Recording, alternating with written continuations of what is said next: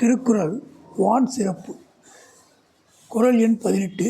சிறப்போடு பூசனை செல்லாது வானம் வரக்கு மேல் வானோர்க்கும் ஈண்டு.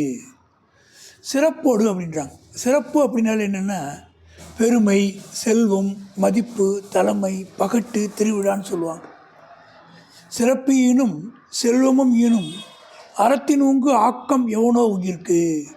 எவ்வளோ சிறப்பு வந்தாலும் சரி, அந்த சிறப்பை தரக்கூடிய செல்வமே கிடைச்சாலும் அறத்துக்கு ஈடாக ஏதாவது இந்த உலகத்தில் இருக்கா?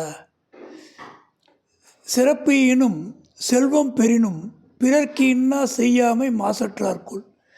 சிறப்பு தரக்கூடிய அந்த பணமே நமக்கு செல்வமே கிடைச்சா கூட அடுத்தவங்களுக்கு நம்ம கெடுதல் செய்யக்கூடாது. இன்னா செய்தல்னா கெடுதல் செய்யக்கூடாது.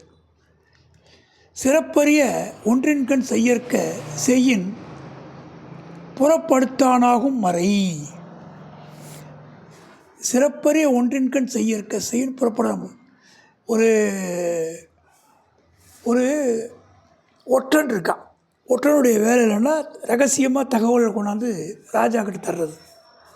அந்த ஒற்றனை 10 பேர் முன்னாடி பாராட்டி பரிசு கொடுத்தா அந்த செயல்பாடே கேள்விக்குறியாயிடும்.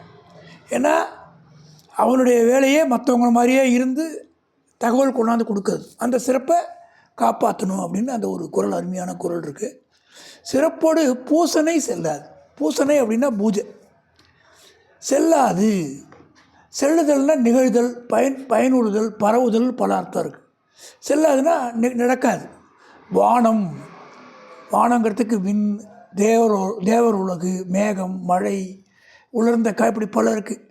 வானத்தை வெள்ளா வளைக்கிறானா, மணலை கயிறாக திரிப்பானான் அப்படின்னு ஒரு பழமொழி சொல்லிருக்கு. வானம் சுருங்கின் தானம் சுருங்கும் அப்படின்னு ஒரு பழமொழி இருக்குது.